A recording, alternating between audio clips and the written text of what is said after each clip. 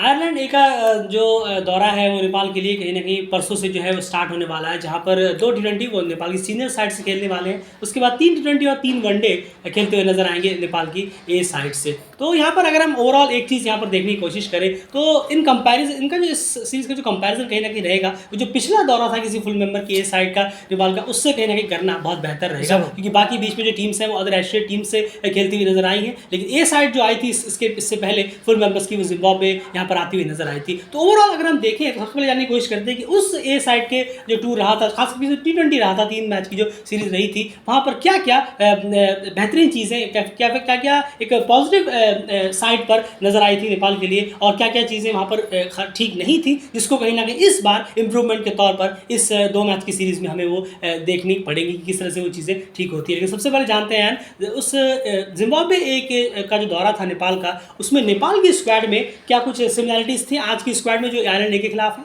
बिल्कुल। और देखिए, हम अगर बात करें तो कुशल भुरतेल, आसिफ शेख, रोहित पौडेल, दीपेंद्र सिंह हैरी, सोमपाल कामी, करण केसी, अविनाश बोहरा और विवेक यादव, ये 8 प्लेयर थे जो सिमिलर हैं 2022 के जिम्बाब्वे ए के खिलाफ और आयरलैंड ए के खिलाफ जो खेलने वाली है इस सीरीज़ में। तो 8 प्लेयर बिल्कुल सिमिलर। बिल्कुल, तो इन 8 प्लेयर्स की जो परफॉर्मेंस है उस पर बहुत ज़्यादा खासा नज़र रहेगी। यानी क्लियर है कि ये जो 8, सबसे पहला पॉइंट यही है कि 8 वो प्लेयर हैं जो उस स्क्वाड में भी थे और काफ़ी गेम्स खेले भी थे, और इस मैच में भी हमें काफ़ी गेम्स ही खेलते हुए नजर आएंगे। तो इन 8 प्लेयर्स की परफॉर्मेंस में कितना उस परफॉर्मेंस से इंप्रूवमेंट देखने को मिलती है, ये कहीं ना कहीं नज़र ज़रूर रहेगी, और पूरी रिपोर्ट आपके सामने हम प्रेजेंट करेंगे भी। और वहीं पर अब चलते हैं बैटिंग डिपार्टमेंट में। बैटिंग डिपार्टमेंट जो उस जिम्बाब्वे के खिलाफ रहा था नेपाल का, वो काफ़ी बेहतर, अच्छा, बहुत अच्छा, काफ़ी इंप्रूवमेंट जो है वहाँ पर रहा था, काफ़ी बेहतर वहाँ पर रहा था। वहाँ पर लगभग सारे ही बैट्समैन ने एक बेहतरीन कॉन्ट्रीब्यूशन यहाँ पर दिया था। अगर हम देखें तो वहाँ पर सबसे कंसिस्टेंट प्लेयर जो थे उस 3 मैच की सीरीज में वो थे कुशल भुरतेल, नेपाल के लिए कुशल भुरतेल से, जिन्होंने पहली इनिंग में 30+ किया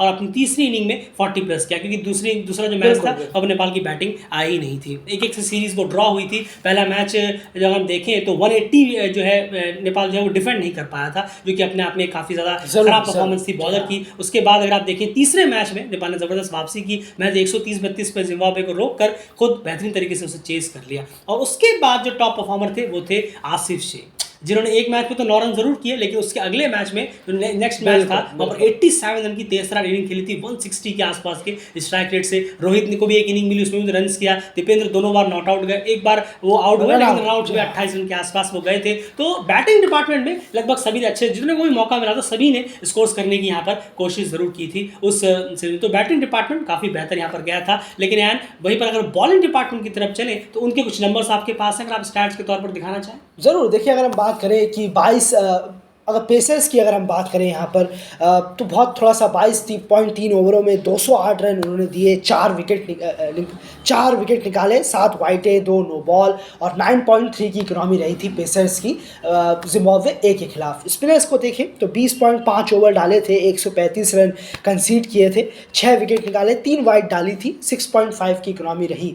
टोटल अगर देखें तो 43.2 ओवरों में सिर्फ 10 विकेट निकालने में कामयाब रहे थे और 3 विकेट जो है वो रन आउट के तौर पर गिरे थे। अगर हम बात करें तो ओवरऑल 30 विकेट में से सिर्फ 13 विकेट निकाले, उसमें से भी 10 विकेट बॉलरों ने निकाले हैं और 3 विकेट रन आउट्स थे। तो थोड़ा सा बॉलिंग डिपार्टमेंट में उम्मीद करेंगे कि इस बार जो आयरलैंड ए के खिलाफ जो उतरेंगे बॉलर्स, जैसे करण, सोमपाल है, अविनाश बोहरा भी हैं, तो कम तो और बेहतर करने की यहाँ पर गुंजाइश होगी, जो जिम्बाब्वे ए के खिलाफ हमें देखने को मिला नहीं था। बिल्कुल। और एक पॉइंट जो लगातार रिलेटेड उठाता रहा है, रिसेंटली भी हमने अपने काफ़ी वीडियोस में ये उठाई है पेसर्स को लेकर। और देखिए, ये अभी कोई नई प्रॉब्लम नहीं है टीम के साथ। ये जो प्रॉब्लम है ये कहीं ना कहीं बहुत पीछे से चली आ रही है। और अगर हम देखें तो ये 2022 में भी हम देखेंगे जिम्बाब्वे के खिलाफ ये परफॉर्मेंस पेसर्स की रही थी। अगर आप पेसर्स कंपेयर टू स्पिनर देखेंगे तो 6.5 की इकॉनमी स्पिनर्स की रही थी, 6 विकेट भी उन्होंने ज़्यादा निकाले थे। हर डिपार्टमेंट में आप लिस्ट में देख ही रहे हैं, हर डिपार्टमेंट में पेसर्स ने जो है स्पिनर्स के मुकाबले काफ़ी यहाँ पर जो है डल परफॉर्मेंस यहाँ पर दी थी। पेसर्स का परफॉर्मेंस